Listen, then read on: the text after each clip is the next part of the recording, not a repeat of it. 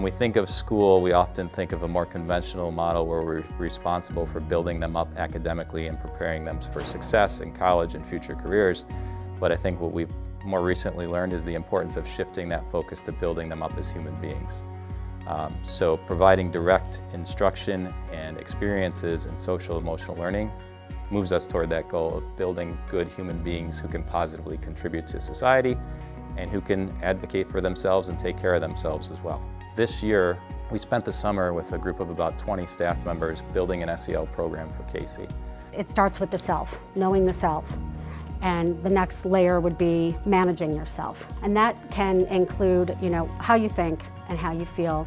And then the next level is now you interacting with others. So social awareness, how do you become aware of others and then manage those relationships? On a day-to-day basis, we're using our SEL skills all the time.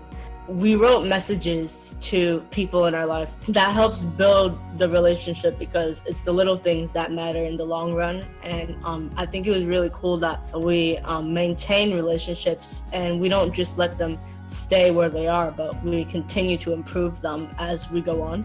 In my social studies class, we would write down 3 gratitudes that we have, and every day it had to be different from anything else that we wrote before.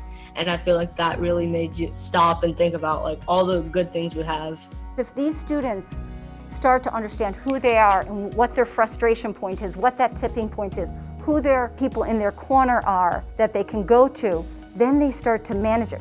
And I think that's one of the greatest things we can do for middle schoolers because it's such a time of feeling lost. You're trying to figure out who you are as you move into the future. Good morning, everybody. We'll oftentimes do a 1 through 10 check-in just to kind of gauge and see where the students are for that day. That informs me as far as if I need to talk with students after or catch up with them. If it's a really heavy, stressful week, we're going to talk about ways that we can deal with anxiety and stress. If it's a fun, easy week, we're going to talk about fun memories and what made you laugh and what filled your cup for that week. Right? And some things are in our control and some things certainly are not in our control, as we've learned this year. And it's just learning how to deal with those things in a positive way. I think oftentimes we put an emphasis on academics, and that is important, but we also have a realization in this building that the academics can be the outcome. They're a vehicle for what you want to do when you build whole people. Pretty much anybody who has a child or is a parent or cares about a kid would say that the most important thing for any child when they come to school is that they feel loved and cared for.